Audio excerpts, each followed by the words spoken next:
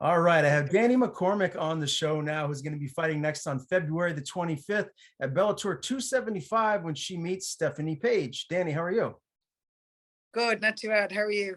I'm good, and it's nice to talk to you. I'm excited for Bellator to be in Dublin, Ireland, a massive event and a nice main event coming. I mean, really, the whole card is fantastic. How has this camp been for you thus far? Yeah, it's been good. We've been training since I suppose the first week in January, and it's been an exciting camp. It's fun training for someone like Stephanie, who's a striker. So my husband is my striking coach. So we've been putting a lot of work in for this fight.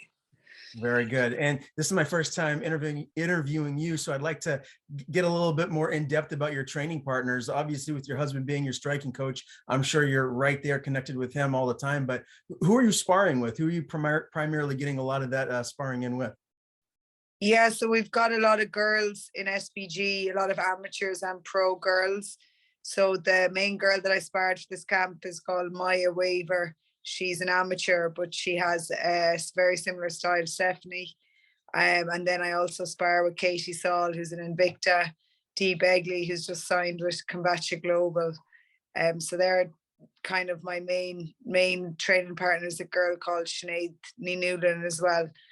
And apart from that, then I have a girl I grapple with, so a high level jiu-jitsu girl called Marie Kennedy. So they're kind of my main training partners, all girls, except my husband, who spars me, who's obviously a man.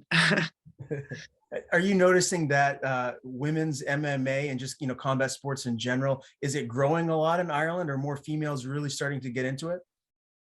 Yeah, absolutely. It used to be just me and Sinead Kavanagh in the gym when I first started. And then, it's just exploded. Like, I think we've got up to 10 girls or something in SBG now. And about 6 of them are around my size.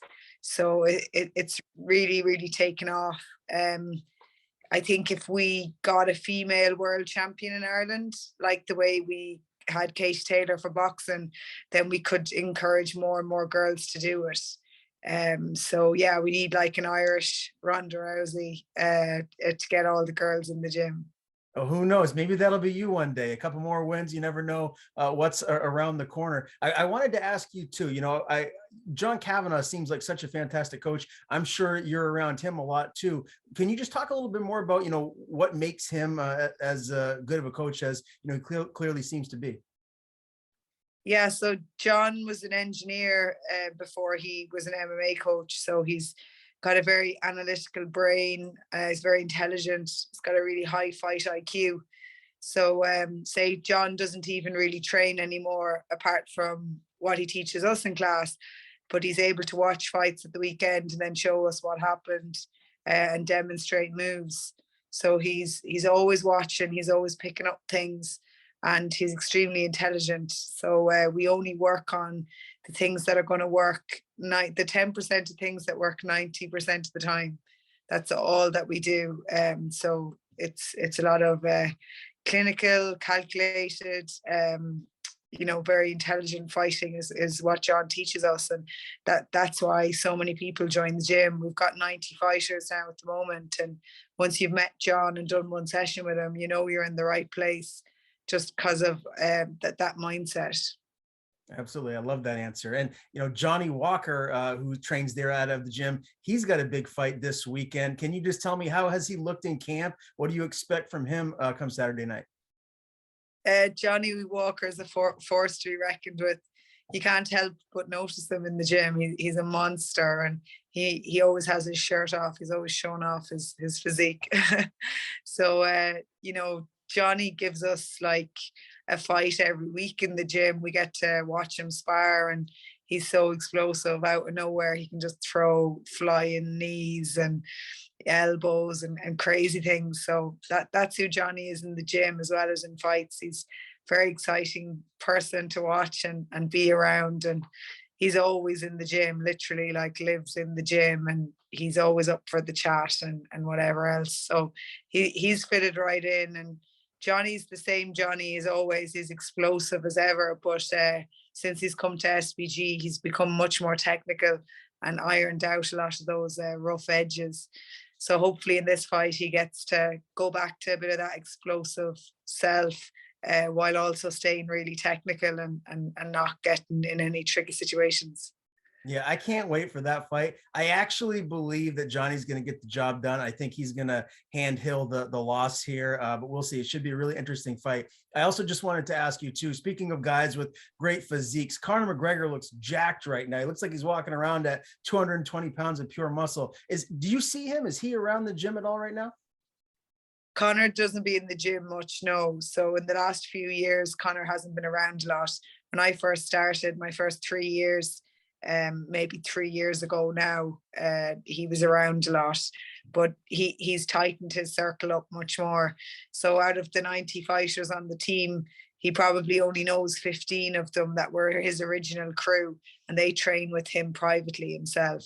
That's not to say he won't be back in, he does pop in from time to time, but generally his training schedule isn't with the rest of us. He has his own tight-knit group, which is kind of understandable, because if a randomer from Sweden had just come over and went to go with Conor, I'm sure the first thing they'd do is try and kill him. So it kind of makes sense to stay with your training partners that you know for years. For sure. Very, very good answer. Now, your last fight was at Bellator 270. You got a round 3 grounded pound finish. I got to imagine anytime you just get the victory, that's what matters. But how happy are you with your performance there? And was there anything that you felt like maybe you could learn from or tighten up moving forward? Yeah, I wish I got her finished earlier than I did. I think, she didn't offer me a lot of offense. She wasn't interested in the fight, really, in my opinion. She was quite scared of me, and once I got my hands on her once, she really felt quite defeated in the fight. She did do a good job of not letting me finish her, though. She tied me up for those number of minutes. So it was a frustrating fight, because I wanted to just get her finished, and but she was just adamant to tie me up.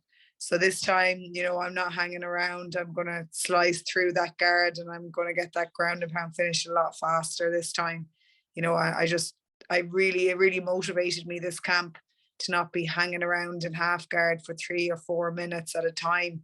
I'm just going to be a different animal this time, because it did annoy me looking back at it. Okay. Well, you're 5-0 as a professional right now. When you look at your trajectory and where you think you're going to be, 2-3 fights from now, like, where do you think your ceiling is? What are your coaches telling you they envision from you here moving forward? Well, like John has always told me, I'm going to be a world champion, and he doesn't tell everyone that on the team. He really believes in me. He thinks I've got all the ingredients, and I believe I have all the ingredients to be a world champion as well. So look, we're going to be 6-0 after this fight, and Bellator doesn't have a strawweight division, so we're going to come to a crossroads, and myself and my management team is going to have a chat with Bellator.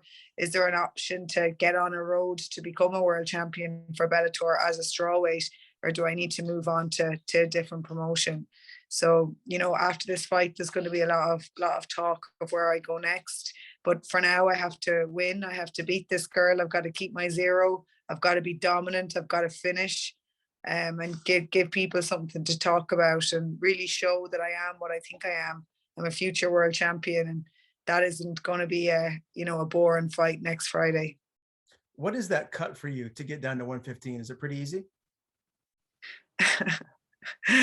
No, it's not. Do you know what? Now it actually feels fine. I'm 122 pounds this morning. I can't believe it. But literally, like, it's a slog. Yeah, I'd love to know what other 115ers go through. I haven't talked to other strawweights, but I don't eat a lot of food, and I train a hell of a lot. I do 30,000 steps on top of 2 training sessions, and I eat between 12 and 1,500 calories for 8 full weeks. So it is rough. If I was a welterweight man, it'd be different, but I'm not. I'm a really small person, so I can't eat much, and I have to work out like a mad woman.